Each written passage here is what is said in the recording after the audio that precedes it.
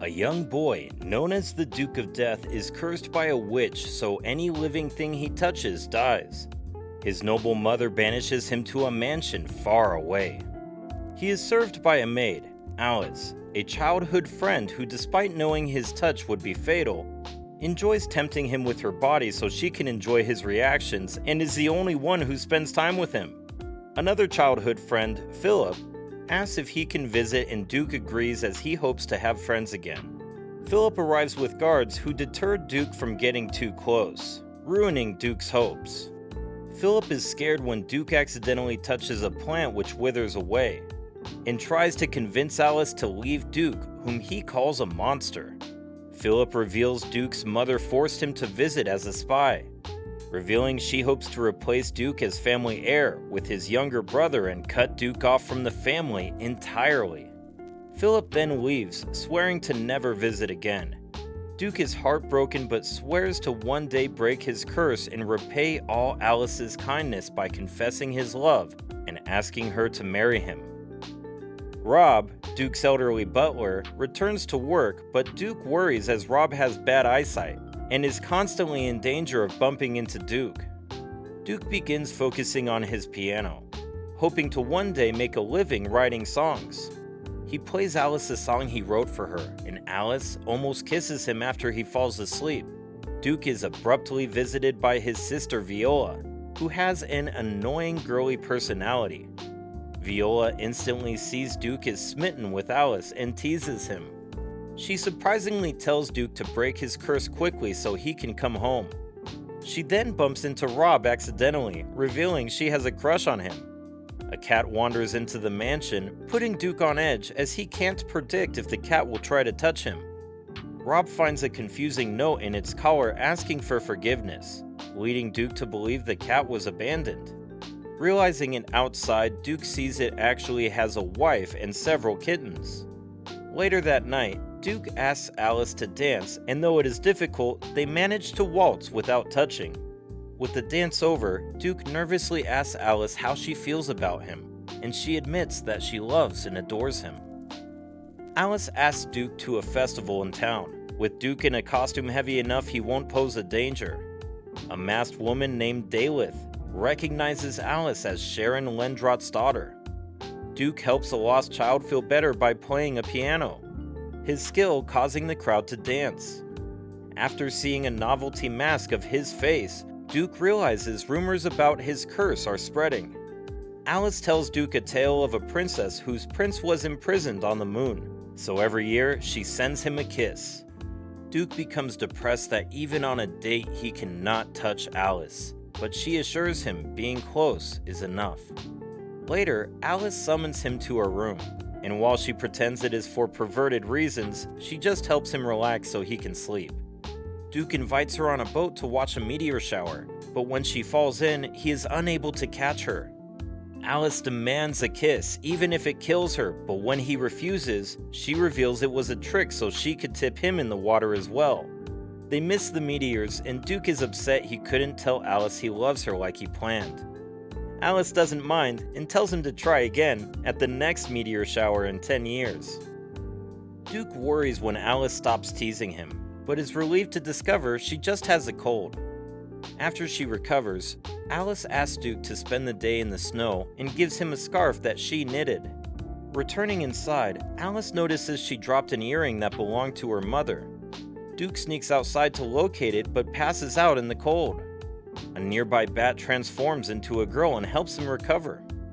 When she discovers he is a noble helping a maid, she decides he has potential, uses magic to find the earring, and introduces herself as Cuff, a witch. Duke invites her inside where Alice is happy he found her earring.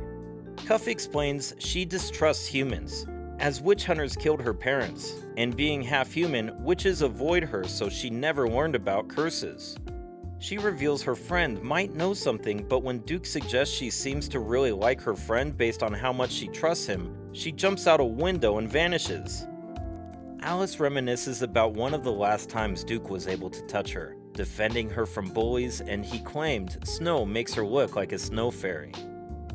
Viola visits and declares Alice must learn how to make a cute face. Unfortunately, Alice is already a master of appearing cute towards Duke, whereas Viola embarrasses herself making a cute face at Rob. Viola insists on helping Alice cook but keeps getting distracted by Rob. She admits to being jealous that Duke has people to support him through his curse, and reminds him to find a cure before their younger brother becomes heir. Duke takes Alice ice skating and meets a white crow that transforms into a human named Zane, a magic user and Cuff's friend. Alice reveals she actually found Cuff in her bat form on the ice and helps her warm up. They decide to take part in ice skating, where Duke becomes jealous that Cuff and Zane can have physical contact, whereas Zane is jealous that Duke and Alice can be honest about their feelings. Cuff decides to take Duke to the next witch's sabbath where Duke might locate the witch that cursed him. Viola decides to stay the night in Alice's room where they discuss love and Viola's desire for an older sister, since her mother tended to ignore her. Alice advises Duke to pay more attention to his sister in the future. Duke realizes that his conservatory is overgrown. Using his curse, he kills the unnecessary plants then. Despite them being dead, braids the flowers into a crown for Alice. A cat steals Alice's gown while she showers, forcing her to wear Duke's coat and allowing ample opportunities to tease him. They find the gown ruined, which upsets Alice as it was one Duke liked.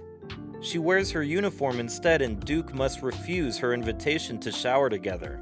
Cuff and Zane take Duke and Alice to the Sabbath disguised as witches. Duke is surprised when the Sabbath turns out to be an administrative meeting lasting only 5 minutes. Daleth, the Sabbath leader, confronts Alice and Duke, revealing she only met Alice's mother once and also met Duke as a child. She also reveals the witch who cursed Duke is dead, but she had been a genius magic user, so Duke's curse probably cannot ever be removed. She then burns their disguises, forcing them to flee. Duke wonders why Zane and Cuff helped him, so Cuff explains about his potential and promises their next visit will be as friends. Despite the bad news about his curse, Duke is determined to find a cure. Alice buys a witch's pot to brew a potion that supposedly removes curses, but it did not work. Alice has Duke perform a song which, if played perfectly, can cure curses. Duke begins playing and is visited by the ghost of the songwriter who distracts Duke by trying to molest Alice, but Alice foils him. Duke finishes the song, but the only curse lifted is the ghost who moves on, having heard his song played perfectly. Duke learns about the suspension bridge effect from Viola and decides to scare Alice, but Duke becomes terrified instead when he nearly curses a flower Rob has been cultivating for 50 years. Rob is actually grateful, as jewelry belonging to Duke's grandmother, stolen by a maid decades ago, was hidden in the flower pot and can now be returned. Duke and Alice wake up in a fantasy land, having been put in a magical sleep by a book on curing curses. Alice has Duke grope her breast, but as it is a dream, Duke is disappointed he can't actually feel it. They spend all night trying to catch a white rabbit for a girl in a blue dress, and decide to end the dream with a kiss, but Duke wakes up in his own library before they can. Cuff asks Duke to teach her to read and write to impress Zane. Walter, Duke's brother, is annoyed their mother still wants Duke as heir, and that Viola prefers Duke over him, since Walter has a severe inferiority complex about being the younger brother. Viola visits Duke and encounters Cuff. She attempts to apprehend her as an intruder, but is embarrassed when Rob sees her sat on top of another woman. During a snowstorm, Alice reminisces about her first time at the mansion when Duke was younger, still depressed about his curse and would destroy entire rooms in the mansion from anger. At first he rejected Alice, but having been his childhood friend, she refused to leave him alone. So he set her a challenge: clean his bedroom he had destroyed in 3 days or be fired. Alice cleaned the room in a single night, so Duke ran away. After almost dying in the cold, Alice found him and scolded him for trying to kill himself, knowing there would be people who would miss him. Especially when she was alone and sick as a child, he was the one who helped her feel better. Duke agreed to return to the mansion with her and realized he had begun to fall in love with her. Viola decides to gift Rob a handkerchief at Duke's Christmas party.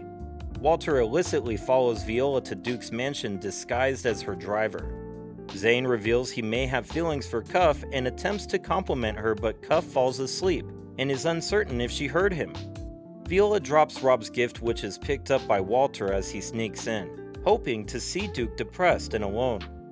He disguises himself as Santa, but is caught by Cuff, who thinks he is the real Santa and tries to help by dropping him down the chimney. Duke is happy to see Walter, as they have not seen each other in years. Walter confronts Duke about the unfairness of existing only as Duke's potential replacement. Duke settles an argument between Viola and Cuff over Rob's gift, which Cuff mistakenly thought was her gift from Santa. Walter wagers with Duke that whoever discovers the cure to Duke's curse becomes the heir. Walter tries to leave but ends up stubbornly stuck outside in the snow, having remembered he is Viola's driver and can't leave without her. After the party, Alice teases Duke with a request for a kiss under mistletoe, causing Duke to remember the first time he told Alice he loved her. Alice dreams about her mother, Sharon, maid to Duke's mother when Duke was young. Viola notices their mother is angry they missed Christmas dinner. Zane sends Cuff shopping alone after Viola criticized him for his habit of dotting on her. Cuff manages the shopping but almost injures a young pickpocket, forcing Zane to revert to his habit of saving her. Duke has trouble sleeping, so Alice decides to get in bed with him, except her sleeping nude makes his inability to sleep even worse. She asks about his mother, and Duke claims he would leave the family if she parted him from Alice. Alice is troubled Duke may be forced to choose between her or his family one day. Rob remembers being ordered to raise Duke away from the family, becoming a surrogate father, but blamed himself for Duke's isolation and depression, until he brought in Alice, someone close to Duke's age who has become precious to him. Duke asks Alice to sing, while he plays the owl and the pussycat on the piano, though they both end up embarrassed. Alice returns to her room, despondent. Despite Duke's confidence, they will likely be parted when his curse is broken. Viola searches the family mansion for clues and finds a servant's logbook. Viola's mother forces her to start wearing dresses to prepare for her marriage. Instead, Viola moves in with Duke and reveals the logbook written by Alice's mother, Sharon. Daleth spies on this and gives Zane a message. Alice discovers from the logbook that 2 witches visited the mansion around when Duke was cursed, Daleth and another. Zane passes on the message that Duke should stay away from all witches, but Zane has no intention of obeying. Alice later overhears Duke telling Zane how much he loves her. Zane steals the logbook, intending to burn it after Daleth threatened Cuff, but when Duke catches him, he feels guilty and returns the logbook, warning Duke it contains something secret about Daleth. Duke tells him to burn it for Cuff's safety, so instead, Zane disintegrates it, telling Duke that Daleth is watching. But once she stops, he can use his secret magic to restore the logbook from the single remaining piece. Daleth is satisfied that the logbook is gone and ceases spying, but privately reveals she has Sharon's body in a coffin, though it is not revealed if she is dead or asleep. Then, Duke is surprised to receive a letter from his mother summoning him to the main house for the first time in years. Duke sees his mother, but she sends him to bed so they can talk in the morning. Duke is surprised when Viola claims Gerbera was actually in a good mood. Gerbera mistakes Alice for Sharon, whom she was good friends with, and becomes unexpectedly emotional. Viola takes Duke to the garden where the witch cursed him to love no one, be loved by no one, and live a life of misery. Viola tells Duke she and Walter are jealous of Duke since at least he lives away from their mother.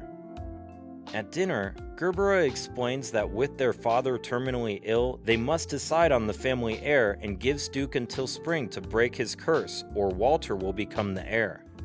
Duke gives an impassioned speech about his love for Alice, but when Gerbera refuses to let him marry a maid, he accuses her of treating her children like possessions before storming out. Privately, Gerbera is proud Duke was able to stand up to her.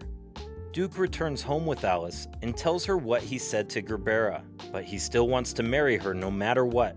Alice waits for Duke to fall asleep before saying that she loves him too. And that's the end of the video. Let me know what you think down in the comments section below. Don't forget to smash that like and subscribe button while you're at it, and as always, I'll see you in the next one. John, eh?